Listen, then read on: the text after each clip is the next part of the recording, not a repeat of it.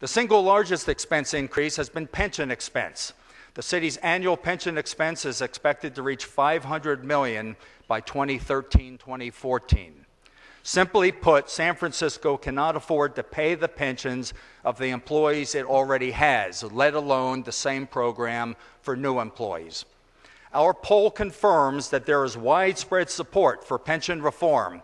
A full 2/3 of voters are in favor of changing the city's pension plan for new city employees, moving from a guaranteed benefit model to a 401k-like defined contribution system, a change already in place at most of your own businesses. San Francisco voters agree with most chamber priorities, putting jobs first, encouraging government efficiency, and investing in the city's assets. Now is the time to plan for the future. It's essential that we commit to invest in maintaining and upgrading San Francisco's port, airport, bridges, and transit system, and continue to support seismic retrofitting of these assets that power our local and state economies. Voters are increasingly looking more like chamber members every year. 70% of voters support a payroll tax exemption for 5 years for businesses creating new jobs in the mid-market area. This is the proposal currently being considered by the Board of Supervisors. And the support for this measure is widespread. It includes progressives, it includes liberals, it includes the business community. It is widespread support. A full 55% support a 2-year exemption for businesses creating jobs anywhere in the city. And 78% of voters oppose congestion pricing, this scheme to charge a fee to drive downtown. 78% oppose. We should just take that idea off the table. In the months ahead, we look forward to working with the mayor, board president David Chu, and business leaders across the city to develop more fair and equitable business taxation, which will make it possible for all companies here to thrive.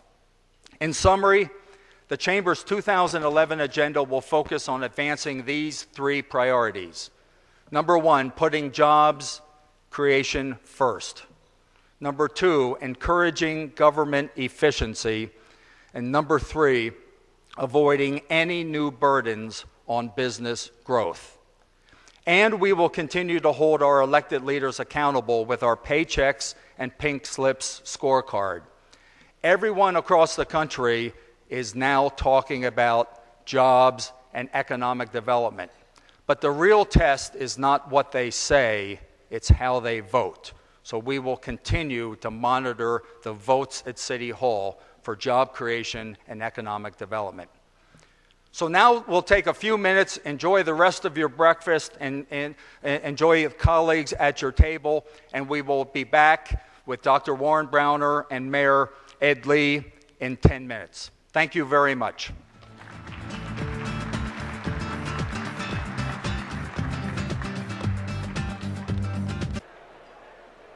Okay, time to get down to the business of the Chamber breakfast. Healthcare continues to be one of the nation's top growth industries, and in San Francisco is growing at an average rate of 6% per year, adding hundreds of millions of dollars to the local economy. The San Francisco healthcare industry employs 58,000 people. And these are high-wage jobs, with the average hospital annual wage more than $80,000.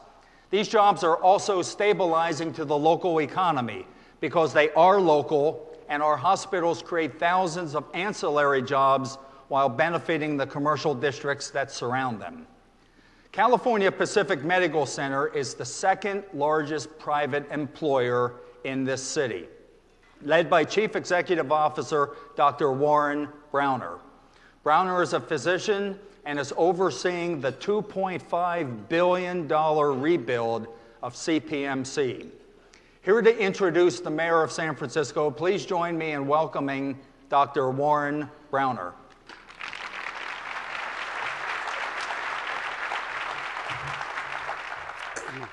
Thanks, Steve. And it is now a great pleasure for me to introduce our new mayor. I think everybody knows Mayor Lee has been a diligent worker in senior management for many years in the city under many mayors, Art Agnos, Frank Jordan, Willie Brown, and Gavin Newsom, and was appointed our city administrator in 2005 and then reappointed to that post in 2010. He was unanimously selected the interim mayor by our Board of Supervisors on January 11th of this year. And Mayor Lee has promised all of us to be inclusive, to tackle things head on, and to move the bar forward. We are all in San Francisco in need of that strength of conviction at this point in time. Please join me in welcoming the 43rd mayor of our fair city of San Francisco, Mayor Ed Lee.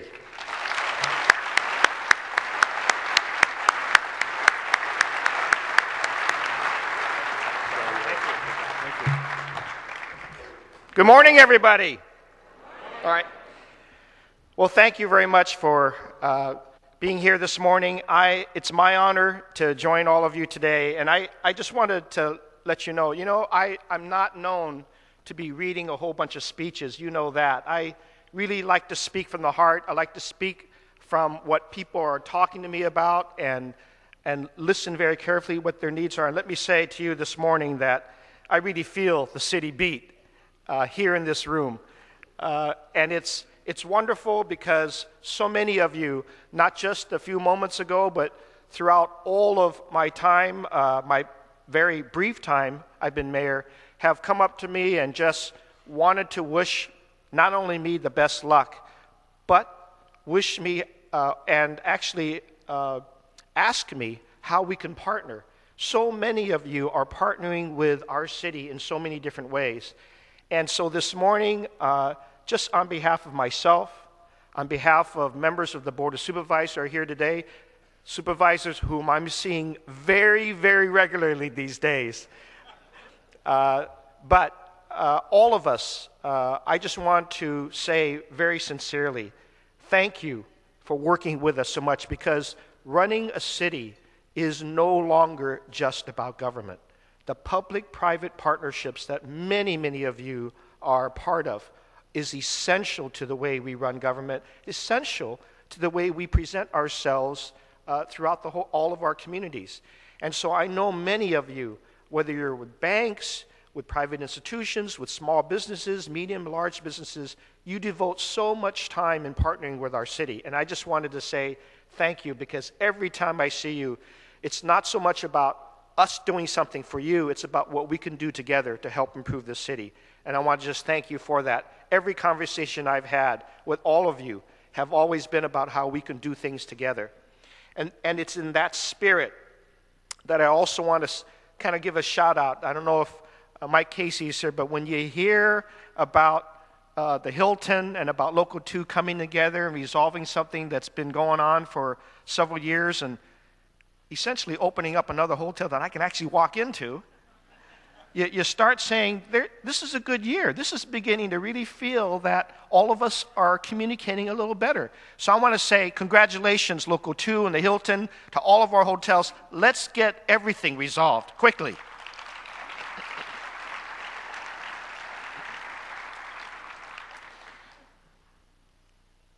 Thank you, Dr. Browner. Thank you, Steve Falk, for your introductions. I want to also emphasize to you today what everybody has been talking to me about throughout the whole city.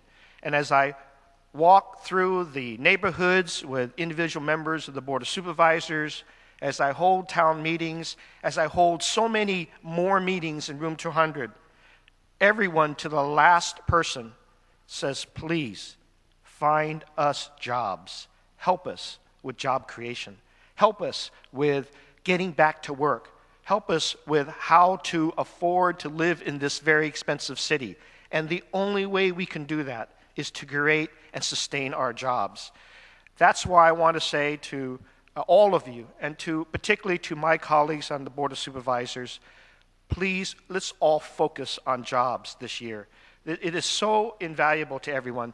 The dignity of people right now, their wishes to keep their families in this city, their wishes to find dignity for themselves is reflected in their ability to find these jobs and in their hope to have jobs down the future for not only themselves and their kids. This is a very, very personal objective that I've learned through thousands of meetings with people, through the handshakes I've had, through the pleas that have come to this office. And I want to say to you that it can't just be on business. It has to be on business and government working together to create those jobs. And that is why I've spent so much time with Supervisor David Chu and Supervisor Jane Kim in rolling out this mid-market payroll tax exemption. It is a new way that we've got to work together on. And it's one that I think not only will help us anchor one of the most important companies that this city has, and we have many, many important companies, but this one, Twitter, it's growing. It will grow exponentially in the next few years. It has an international identity, and it's got a home base here in San Francisco. More importantly, it will be an anchor for that whole mid-market, an area of the city that has been our Skid Row for so many, many years.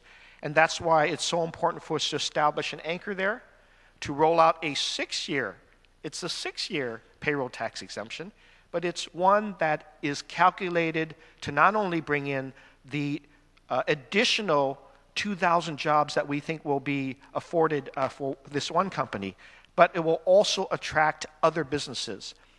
You know, the economy of our city has been changing, and even though we have an unemployment rate today of about 9.5%, and that represents over about 41,000 San Francisco residents being unemployed, you've got to know that we've got a lot of hope.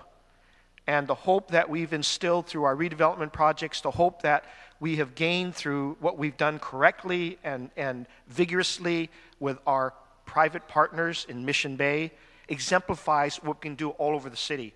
And that's exactly the same thing that we're doing on mid-market. We're trying to catalyze with an anchor and then unroll more. You know, I've had a lot of private conversations, and those conversations go like this.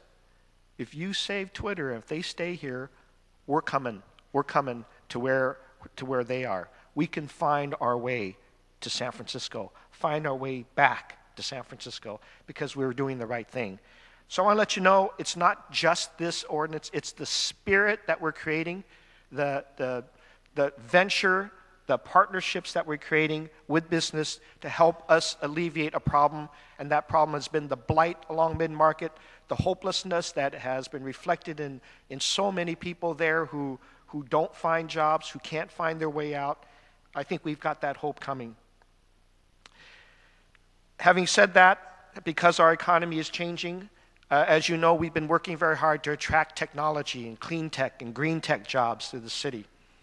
And I want to announce today yet another revelation. As you know, it's not just Twitter, it's Zynga with their game and many other companies that are in the online game industry that's beginning to expand their offices here in the city. It's been, as you learned, Salesforce buying up 14 acres in Mission Bay because we've done the right thing in building that infrastructure. Those kinds of technologies are still coming. They're still being attracted to our city. And then as of today, I want to make sure that you know that the other company that's been here a while, but they're expanding, that's Autodesk. As you know, Autodesk technologies and their online entertainment software is expanding. And so today, they just told me that they're adding some 16,000 more square feet to their One Market Plaza offices that will invite another 75 people to work in the city that add to their 575 persons already. So that's another indication that people have hope in our city, and as long as we are heading in the right direction and working in partnership, we will get those jobs going. But I do want to say to you that we have a big challenge as well. while we're creating those jobs, while we're doing our best to change out blight, do the right things, we've got a big challenge in front of us. What's at stake with our redevelopment agency and the work that they have done to lure private investment in our city is at stake. We promised years ago when Congresswoman Pelosi, when she was the speaker, and she allowed us to get a lot of federal funds. She helped us get some valuable federal funds to clean up Hunters Point and shipyards. And Senator Feinstein and all of our congressional delegates worked together for us to get the Navy to get to a point where they can sell and turn over Treasure Island. All of these projects cost a lot of federal, state, and local dollars to match. And what's at stake is a promise that we made that over 10,000 jobs would be created by these projects. We were successful and have been successful in luring some $250 million sitting in our front living room, ready to go on Hunters Point and Treasure Island and the Transbay Terminal and other parts where we have used redevelopment correctly. We are not the wrong agency. We are not the ones that you have heard stories about throughout the state that may have done a lot of abusive things. We've done it correctly. We've had a redevelopment agency that's learned over the years how to build affordable housing, how to lure private investment, how to make those partnerships and those contractual obligations stir the whole development of large areas of the city. In fact, they represent our future. They represent the hope that we have. So I want to say to you today that, in looking at what our governor is doing and knowing that we were about to receive some hurt from the state, you can call it realignment, you can call it anything you want, but it's economic hurt. We can take our share. Hurt with hope is okay. We've known that. We've gone through many, many years together of bad budgets, but at the end of all of those dark tunnels, we've always had some hope. So, I say to you today, if the governor does not change the language of his proposals so that we can save our projects, then I will ask all of you here today and our whole delegation in Sacramento to change the direction. We cannot afford to have the elimination of redevelopment without language in the governor's proposal that protects our very valuable projects. The 10,000 jobs, the 570 immediate construction jobs that we had identified, the hundreds of affordable housing units that we're making. And I know John Chang is here today, our controller, and I already asked him. We are going to walk our redevelopment projects with him so he can see how it's done right. Because I know he's heard a lot of stories and audited a lot of redevelopment agencies throughout the state that haven't done it right. But we are doing it right here. We're doing it right because we've all worked very closely together with our congressional delegates to do it correctly here. So I ask you to take a look. The next week or so is a critical time. We've submitted appropriate language to the governor. We've asked him to make sure that our projects are protected. In fact, our own delegates had indicated that our projects would be protected, but we need to make sure of that because our private investors are looking at the very language we are looking at, and it's cause for concern.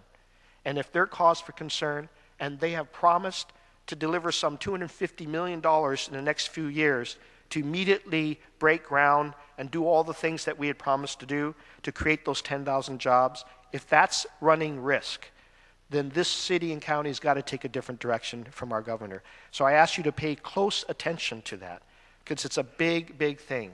All right?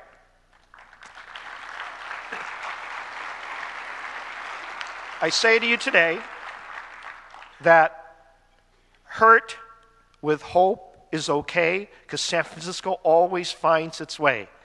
But if you suggest through the governor's lack of attention on this that you're going to give us hurt without hope, we cannot take that as a city and county. And I will help lead the effort with the other 10 mayors on this. We're working very closely together with them as well. And they are looking for hope. And everybody in the city is looking for hope. That's why I not only embrace the work that the chamber is doing in partnership with the city, but I also want to make sure you know we've got to give everybody hope in the city. This is our city of hope. This is what we came together to do. This is what I signed up for this brief year. And I want to let you know it's been a wonderful, wonderful 2 months. Yes. Even though it's the hardest thing I've ever done because there's so many people to meet, the thing that drives me the most is the people of the city and what they are willing to do to keep this city's flavor and vibrancy together. And I'll say it from the heart that I know there's a lot of people running for mayor, and I know I have good friends who I've worked with, colleagues, and I want you to say to them as they run for mayor, you better exemplify how you love the city. Because if you don't love the city in every part of it, nobody deserves to be mayor, because that's what I'm learning today. You've got to love the city in every possible way and bring hope to everybody that they can live here, they can afford to be here, they can have jobs, and they can be part of the greatest experiment that the country has, being part of the city and county of San Francisco. Thank you very much.